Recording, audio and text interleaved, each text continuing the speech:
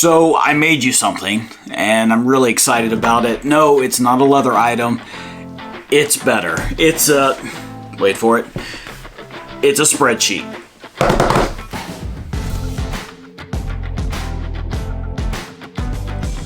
Hey everyone, welcome to the business side, where I share insight into how to start and run your own leather business. I did make a spreadsheet for you. That is because it's the best way I know how to answer the question that all leather crafters face when they try to sell their work, and that is, how much do I charge for this? So that's what we're going to talk through today. We are going to do that by pricing out this hand-dyed field notes cover. Okay, and with the worksheet that I have formulas in it. I've separated things into categories like your variable cost, your fixed cost, your profit margins, and I'm going to explain to you what all those things are and things you should think about and consider when you're entering values for those. And we are going to get a price for this item right here of what we need to retail it for to get a certain profit. Okay, then I'm going to show you another way you can use the worksheet, and that is to quickly check and see what your profit margins can be, your cost to manufacture a very similar item. All right, this is the exact same pattern as this, but it's not hand dyed, it is pre-dyed. And so because of that, these two items, although they accomplish the same thing, these are at two very different price points. And so I'm going to show you how, once you have information in the worksheet, you can quickly use it as a predictive tool as you're looking at what the competition does, what they're selling things for. You can set yourself goals of, all right, it takes me this amount of time to get it done. What if I could get that down here? You know, what if I could lower that price, or excuse me, lower that time? What would my margins look like at that point? So we're going to talk through all of these things. This is a lengthier video, but for those of you who are trying to figure out how to price your stuff, I hope and pray that this is a great resource for you. So go ahead, download the file that I've made for you, the spreadsheet, and then we're going to pick up with me showing you how to save it to your computer or to get it to where you can edit it in Google online. So if you're ready to join me, let's go. Let's get started.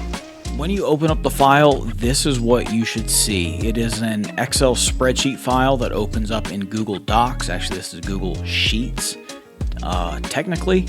Notice it's view only, so it really doesn't matter what you do. You cannot edit or change any part of this. Now, that's not very helpful to you, so I want you to be able to edit this, much like I do for my products. So there's a few different ways you can go about this depending on how you want to use it. Right now, as is, if you would like to actually have this as a file that's downloaded straight to your computer that you can save on your hard drive, doesn't matter if you're using Windows or Mac, both of their programs will open this file here. You can go to File, click Download, and click Microsoft Excel. All right, that'll download an actual file for you wherever your downloads go. Or if you don't want to do that, you can keep it in Google Docs, have an online version. You will just simply need to sign in first. So I'm going to go ahead and do that. This is my personal Google Drive that I'm now signed into, and still in view only. But what I can do now that I've signed in, I have more options. I can go to File, and you'll need to select Make a Copy. We're going to just save this in my drive. It'll show up as a copy of Leather Pricing Worksheet. And here we go. Give that a moment to actually open up. Let it format properly. Very good. Now you'll see that I can manipulate this. I can type in here. Let me get rid of that nonsense. And I can go ahead and close out my earlier tab. This is what I now have. You can change the title to whatever you want. You can get rid of the copy of thing, and yeah, let's get started. If you are familiar with how spreadsheets work, you have this first sheet that's up. You can actually copy this and duplicate it give it a new name, and you can have this worksheet for every different leather item that you make. So maybe keep a master copy of this before you start to manipulate things. So I'm going to do that. I'm going to go ahead and duplicate this. And it should just say, yeah, copy of sheet 1. Since this is blue, this is the tab I'm on now. It looks exactly like sheet 1. So I'm going to go ahead and change this to master copy. And this one, I'm not going to change. Okay, I'm going to go back to sheet 1 and I'm going to change the name. I believe the item that we are working on is the field notes cover. So that's what we're talking about now. That's what we're going to begin to manipulate. Let me give you an overview of what we've got going on here. Whenever you're pricing your work, there's really 3 different things you need to consider. Your variable cost, these are costs that change from item to item. Your fixed costs, these are costs that your business has that do not change from month to month. But you don't want to sell something for just these costs. You want to actually make a profit so your business can expand, so you can do other things. And that is your third item you need to consider, and that is your profit margin. Okay? So like I said, your variable costs differ from item to item. It is drastically different cost in materials, labor, and packaging to produce and ship out a keychain as opposed to a duffel bag. Okay, very different. Now your fixed costs, like the rent of wherever you work, whether that's in your home, in your garage, a shed, a brick and mortar, a whole separate thing, whatever it is, that are business expenses, rent, utilities, internet, e-commerce, like your web hosting or your marketing or any other category, the things that don't change from month to month need to be factored into your cost. Now, I have the word fixed in quotes because that is the name for these type of items. However, your total rent is not going to be factored into the price of an individual item. So technically, when we're trying to price items, our fixed costs are variable cost. But I keep them in a separate category because you're going to be doing more, financially speaking, than just trying to figure out the cost of individual items. You're going to be doing financial statements. You're going to be setting a budget, hopefully, for your business. And so things like variable cost and fixed cost, those are terms that translate across your different financial dealings and such. So I'll explain this in more detail when we get to filling out the fixed costs, but the variable cost, the fixed costs, all of those totals will appear here on the left, and then a profit margin. Profit margin, you're going to have to do a little bit of research to figure out what a good profit margin is. Because, yes, you want to make as much money as you can. I encourage you to do that. That's why you go into business, but you also don't want to price yourself out of the competition. Okay, so depending on how long it takes you to do something and what your costs are to run your business and get that done, you need to look at people who sell similar items, and are you drastically outside of the average price range.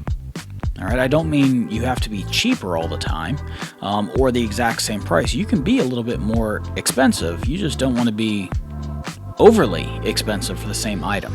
Okay, so all your variable costs are here in this gold color. The totals, like I said, will populate here on the left.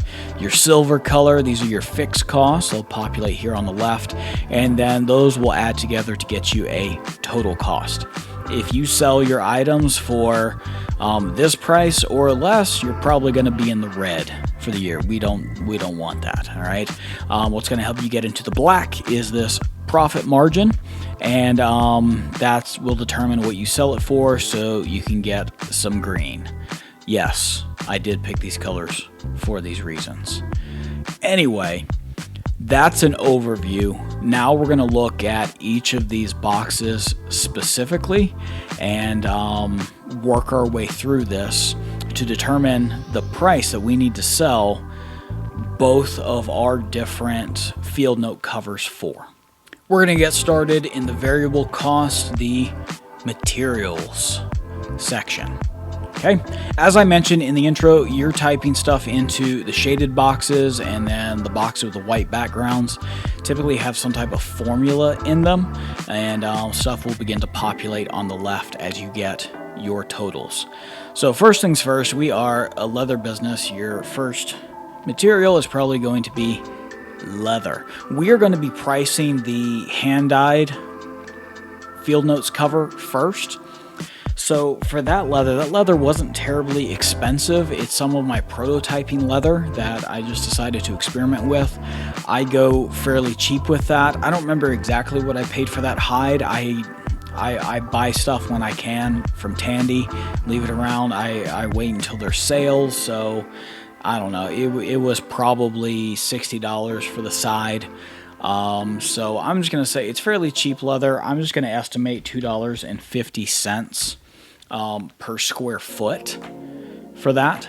And when I measure the leather, I happen to know that particular pattern is 0.875 square feet. So that means just the leather cost is $2.19. That is something that varies from item to item, but for this particular field notes cover, $2.19, not much. Now, I did use leather dye. In fact, I used 3 different dyes.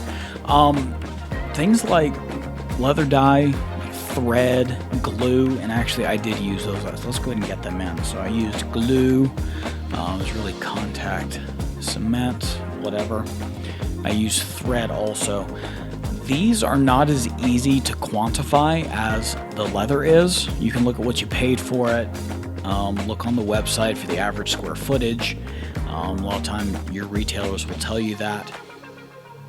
You can get out a ruler to figure out the exact square footage that you have. Leather, the number of rivets or snaps or something, those things are fairly easy to figure out. When it comes to things like dye, glue, and thread, it's hard to quantify that because you're probably not measuring out in milliliters or ounces exactly how much glue you use for each item, you know. You're probably not measuring all the spools of thread to see, aha, this is exactly,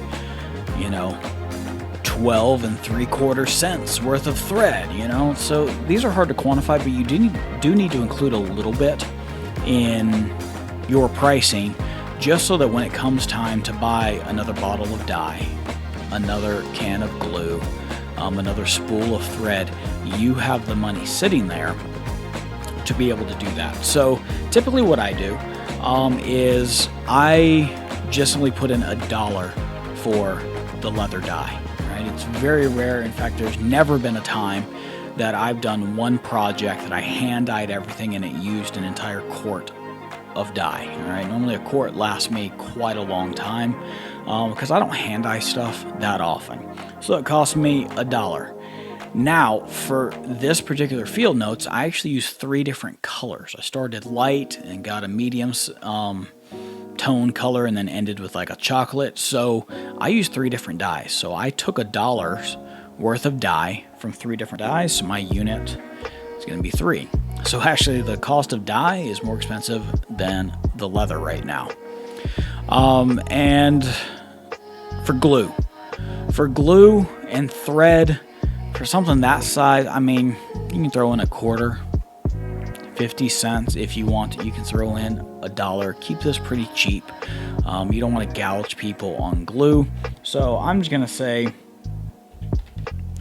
25 cents for this, maybe 50 cents worth of thread, and then just 1 unit each. So that brings my material cost to $5.94. Notice, since that's my only cost, I don't have the labor, the packaging, any of the fixed cost. That's my total cost of $5.94. We will get to the profit margin in just a bit. You might be thinking 100%. I'm not making 100% profit. I'm just covering the cost. Like I said, I'll get to how the profit margin works. You got to go back to your school days when you were taught how to multiply it by percentages, but we will get there. So right now, my materials cost $5.94. Next, labor. This is where most people tend to make their mistakes with pricing their work, okay? Most people tend to undervalue their time, and I guess part of that is you will always be your own worst critic for what you do. So just know that in your pursuit for perfection and high quality work, which is great, you should be pursuing that. In your effort to get there, your work is going to look a lot better to other people who don't do leather work than it is to you, okay? Because you judge yourself so harshly, I think that's why people tend to undervalue this part of the process. But you absolutely need to pay yourself a fair wage for the work that you do. You are a craftsman, okay? You have a skill that most people in the world do not have. That increases value. That's what allows you to add value here. Okay, so I have a formula with these 3 blanks to figure out the rate per hour. I have filled in 50 weeks out of the year, 40 hours a week. That's considered a full-time job. So what you have to do is put a yearly income that you want for the business. But this isn't just a wish. This isn't just a want. Think in terms of what your goals are. Do you want to replace your full-time income with the leather business? Okay. What are your expenses for the year? Your income that you put in here needs to cover that. But you also have to consider your skill. If you just got into leatherworking last month, you probably don't need to be putting in 6 figures here. But if you've got a little bit of experience, or at the very least you've perfected the process and the look of one particular item, you can value yourself a little bit higher. So for sake of argument, let's just put in $50,000 here. That's going to come out $25 per hour. Okay, that's the rate that we're going to go with. You can change the stuff at any time to best suit your situation, your skill level, but you need to pay yourself. I wouldn't really go below $40,000. That gets you to $20 per hour. When you're below that, you either need to wait a little bit before you get your skills up, or just price yourself a little bit higher. Oh, not 500,000, 50. There we go. All right, $25 an hour. The next thing we need to determine our labor cost is the time it takes you to make your item. So this is crucial. A lot of people don't do this when they start out. You must time yourself so that you know how long it takes you to make the item that you were trying to sell. That's the only way to properly price something. You need to know how long it takes you to get that item made. Okay, as far as the field notes cover, to get it cut out, the corners rounded, stuff marked, glue put on there, it's sewn up with the machine, finish all the edge work, it took me just under half an hour to get that done. However, because I hand dyed it in such a meticulous way to show kind of a transition from darker colors on the outside to lighter colors on the inside, 3 different dyes, it's a very specific technique. That took me 45 minutes by itself to get that done. Quick note on timing for dyes, do not ever include dry time as far as these hours right here. All right, don't include dry time for that. Some things will need to sit for 2 or 3 hours, and if you do, you're just going to price people out. Okay, so just the time it takes you to do it, let it sit, go do something else while it dries, then come back to it. All right, so 45 minutes to dye it, 30 minutes to do everything else. That's an hour and 15 minutes total. So that is 1.25 hours. When I enter this, notice it populates all the hours per item for the fixed cost. We'll get there in a bit. But look at this. It gives us a labor cost of $31.25. Okay, that is a little bit over 5 times the value of the materials cost. All right, for people who are starting out, that might be shocking. And a lot of people resist that. They're like, oh, it's only $6 worth of leather. Okay, you're not predominantly charging people for the leather itself. They can go buy that stuff. You're charging them for your skill, for your craftsmanship. That's why this is going to be the largest expense and the largest cost to your items. But don't be afraid of it. Don't cower away from it. You need to be paid what you're worth. And it is up to you as the craftsman to always be improving your skills. So right now that brings our cost up to $37.19. Next, let's move on to packaging. To determine the packaging cost, you need to think about all the things that are required for you to get your finished product into the hand of your customer.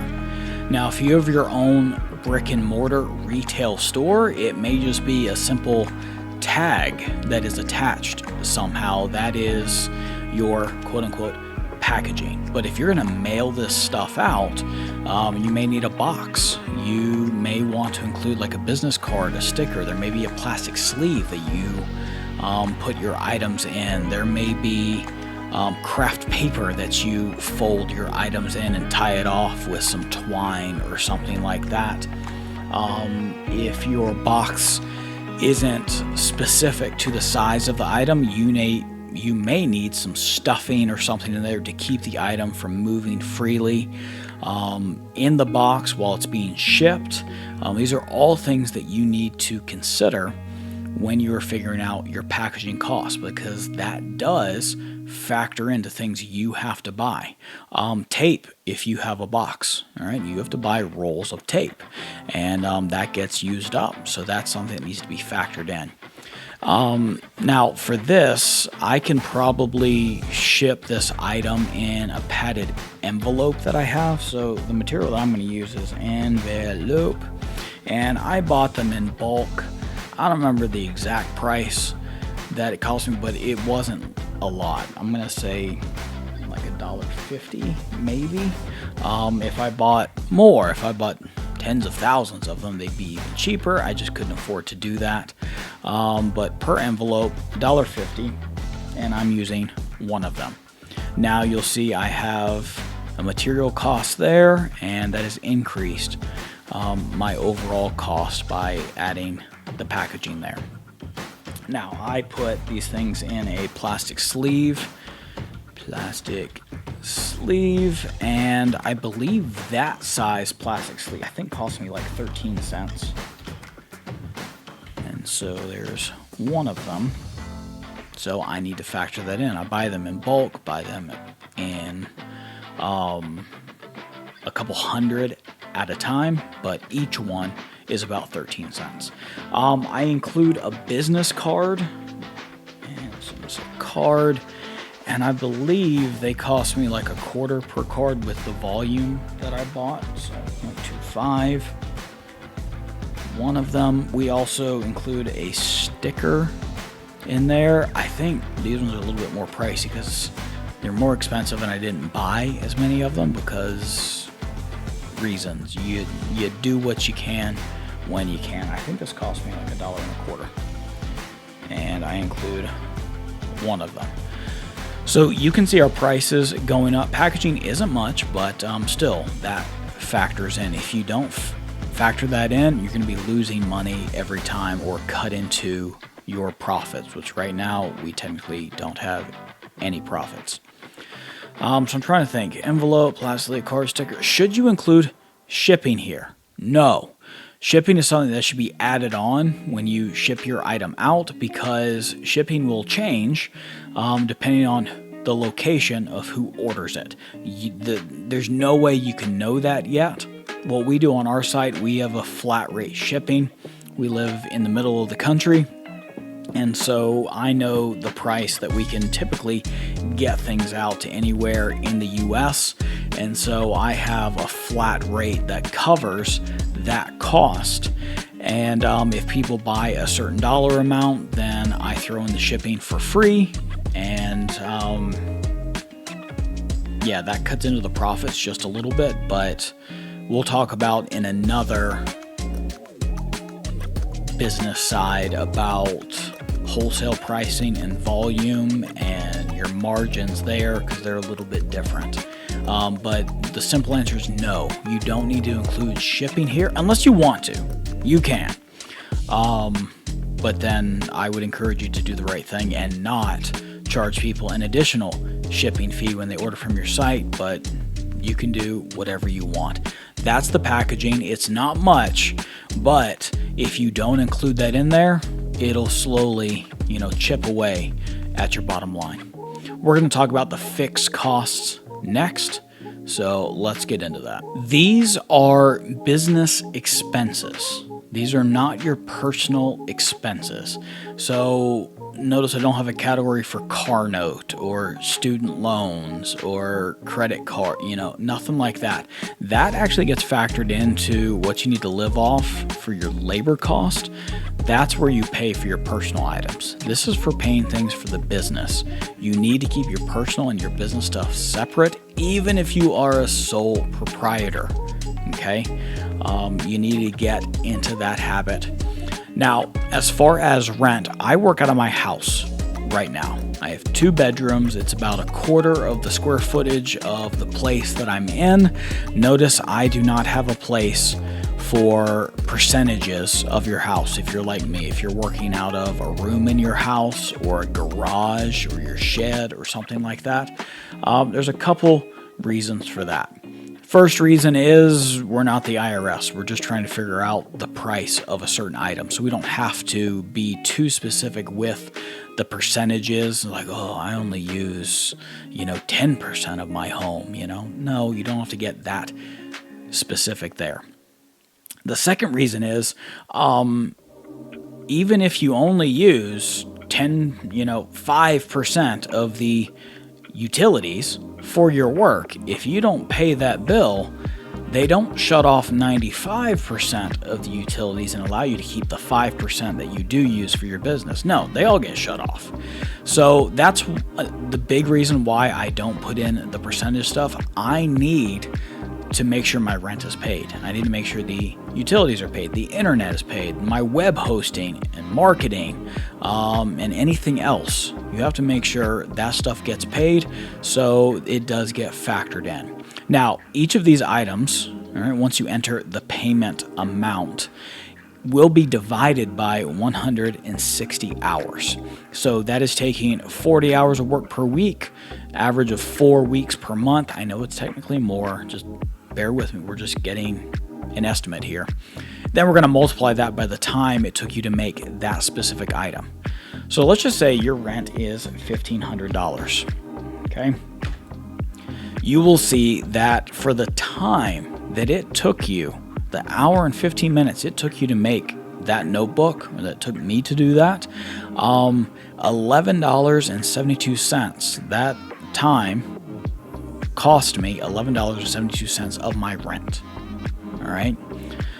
Do you see how that kind of factors in? And the goal being that I'm making enough of these things and or other items to where I can get this entire amount paid with the leather business. So if this took me 3 hours to do, let's just change this to 3 hours to do, you would see that is a higher cost. Now notice your monthly payment isn't going to change, but how much of your rent got paid from working on that item, that went up. So hopefully that makes sense. Let's take this back to an hour and 15 minutes and let's keep working. The utilities, obviously, they do kind of fluctuate from month to month, but you still have to pay them every month. That's why they're still in the fixed cost. So it's best to get an average. Depending on how hot or cold you like your home, that'll kind of determine whether you're more expensive in the summer or the winter. We're more expensive in the summer. We live very cheaply in the winter because I like the house cold. But still, when it averages out, let's just say, for the sake of argument, we're talking about $250 here.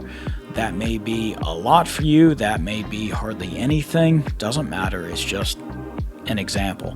Notice, for my utility payment, the hour and 15 minutes I spent working on this paid for $1.95 of the total that I have to pay each month. For the internet, let's just say you're paying $100 a month for that, so 78 cents. E-commerce, web hosting, your marketing, whatever else, let's just say that's 450. I'm just throwing out numbers here. You know what? Let's make it nice and even. 500. And for other, let's say there's other expenses. For us, some business expenses are shows that we go to where we set up a booth and like sell things as vendors. There's a couple of them that don't charge anything for us to set up a booth, but most of them there's some type of fee. Because our stuff is outdoor stuff, there's camping as an option to stay there overnight in kind of the niche that we're in, but hotel expenses, gas expense, all those things factor in. And so whatever your budget is for shows or different events that you go to try and put your work in front of people to have them buy, that's why we have this other category here. You can change the name. I could change this to shows and it'll change over here. So let's just say, again, I'm just throwing things out. Let's say $2,500 actually per month. Let's just say it's actually closer to $500 per month that you want to allot for this. That means $3.91 also. Okay, so right now our total cost to make the field notes cover, the variable and the fixed cost, is $62.58. Next, we're going to talk about profit margin, and I'll explain to you what is going on here, because we're not making a profit. All right, you do not want to retail your items simply for the cost. One, that's a weird number to sell your stuff for, like why $62.58? But also, in case there's something you didn't take into account, or maybe the utilities are higher this month, or maybe there's an extra show you're going to, whatever the reason, you don't want to break even.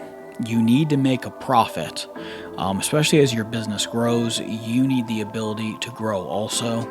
And so the reason why this looks kind of weird is you have to think back to what your math teacher taught you about multiplying by percentages. Okay, whenever you multiply by a percentage, take away the percent sign, move your decimal 2 places to the left, and that's what you multiply by. So if I'm multiplying by 100%, I'm really multiplying by 1. And that is how the program actually works. That's why the total cost and the retail price are exactly the same. So you need to determine your profit margin, and it needs to be over 100%. Some people, it's a 25% markup, a 50%, a 200%, whatever it is. You need to figure that out. Well, how do you figure that out? You need to look at your competition. Again, keeping in mind your skill level, see what other people are selling their stuff for. You don't necessarily want to go cheaper. You don't necessarily want to go the same. You might could go the same, if that's what you feel confident in doing. But you could go a little bit higher than your competition, especially if you feel your work is superior to theirs. You just don't want to go too high. So let's just say that your competition is selling field note covers like this for $50. All right, or they're selling field note covers, maybe not like this, but they're selling field note covers for $50. Well, even if you just break even, you're still a little bit higher. Let's just say that we want to go a 25%. So I have to enter 125% profit margin. That means I got to sell mine for close to $80.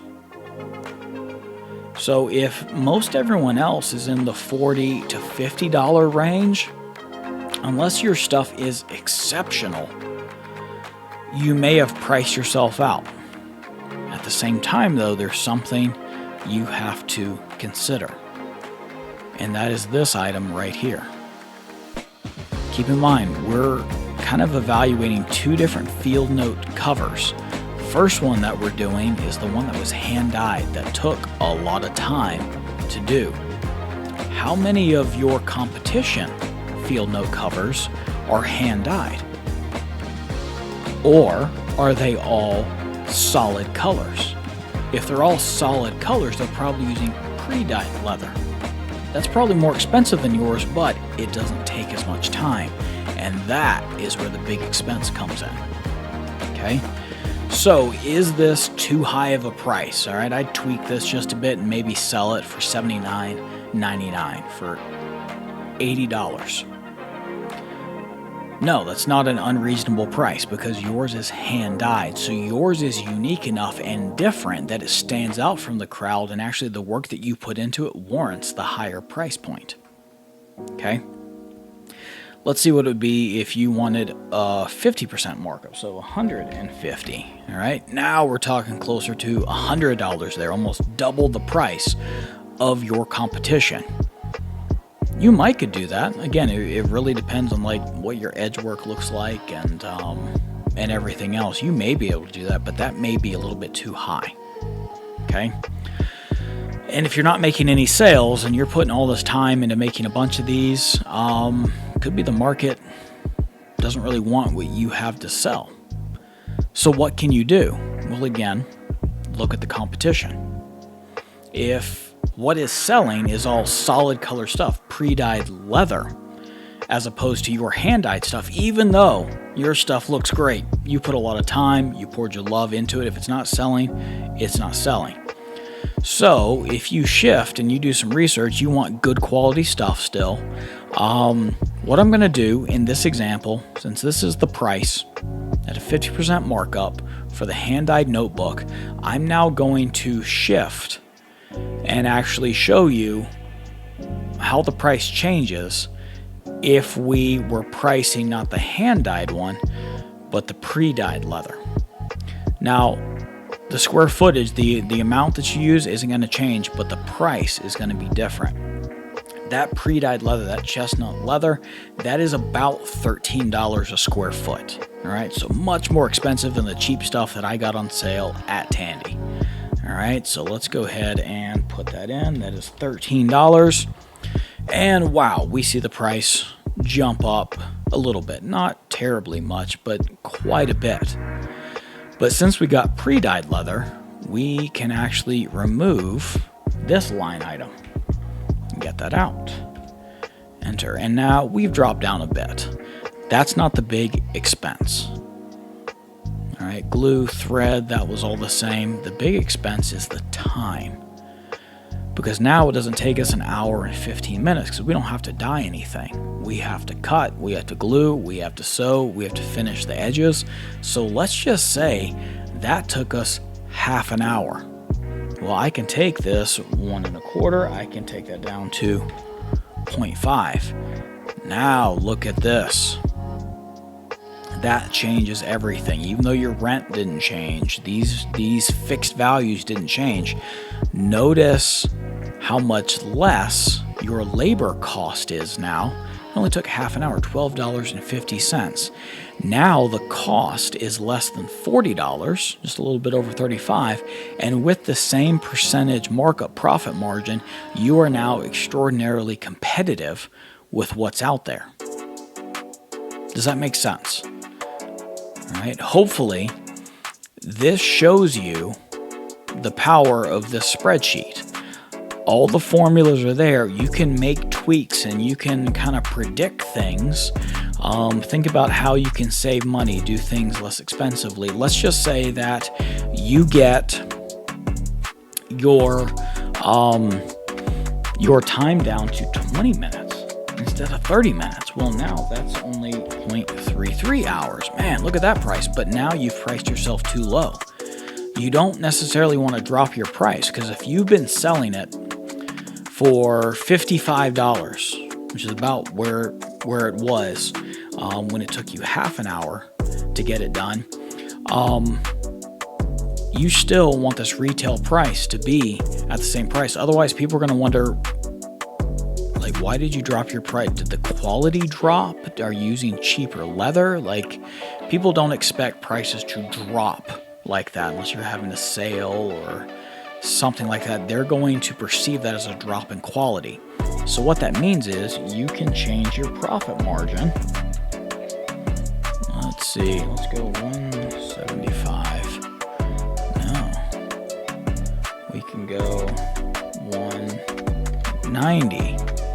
Okay, it's a little bit higher than what it was, just a little bit, but now look at our profit margin. Because it takes us less time to make that item, because we've made it more, because you retimed yourself after a few months, that actually decreases your cost because you're able to produce it faster. Let's say that instead of hand cutting stuff, you got a die cut. So what if this got all the way down to 15 minutes, 0.25? All right, but you still want to sell it for your $55 price point. Well, now we're looking at like 210% profit. They're good. Do you see how saving yourself time, getting faster at doing something because of your experience, you can offer a higher quality leather item for the same price as you were doing it before. You just gotten faster. You've increased your margins here. Hope that makes sense. And perhaps in addition to helping you price your items correctly, to take into account things that you need to take into it, you can also set yourself goals of time to shoot for to increase your margins.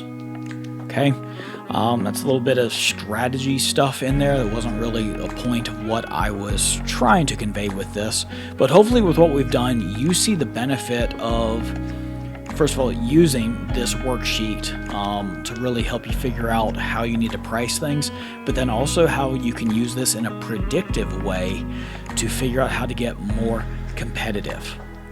And so I use something like this, almost exactly like this, for each of my items that I price out. And even though it takes me less time to make things now, especially after I buy a die cut, I still keep the price where it is. That just increases my margins now, without there being any perceived drop in quality. All right, so let's get back to the workshop and we'll close. Well, hopefully you enjoyed that and you see the benefits of using that spreadsheet, not only to price your work, but to use it in a predictive way, to do more research on what it would cost you to sell something. So if you have any questions, or if I wasn't clear about something, or if the file doesn't work, comment down below, ask your questions, and I will answer all of them that I am able to answer. All right. Thank you so much for joining me in the workshop for the business side of things at Justin Nazarene Leather Company. Have a great day. Bye now.